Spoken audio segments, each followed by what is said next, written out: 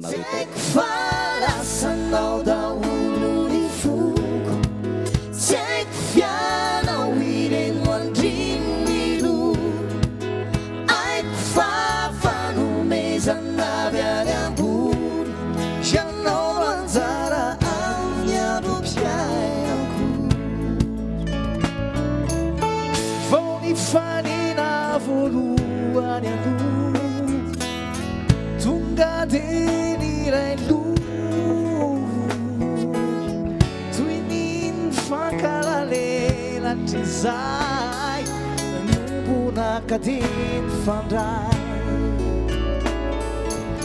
sy ny fankafoy nanomboka teo, tsy nisy ny fankaleo, zara ny tsirairay no iona fa dia niaraka foana. Tiaiko falasanao daholo ny foko, tiaiko fianao ireno andrininy lo, aiko fa fanomezana avy any ambony, ianao anjara amin'ny androm-piainako. Tiaiko falasanao daholo ny foko, tiaiko fianao ireno andrininy lo, aiko fa fanomezana avy any ambony, ianao anjara amin'ny androm-piainako. Tsy vitsiko zay mba nifanerasera tamiko benombieny, ninagaga nefa fa taty aorina, tany aminao ny fono ny anjeny,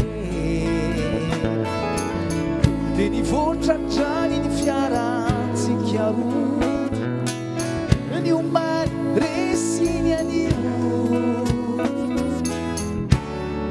lanatsokana dia ny iray mandraky izay.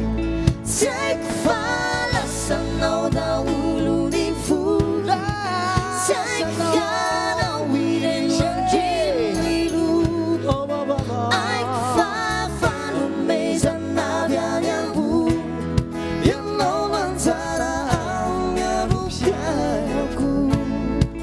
Tiaiko falasanao daholo ny foko, tiaiko fianao ireno andrininy lo, aiko fa fanomezana avy any ambony, ianao anjara amin'ny androm-piainako.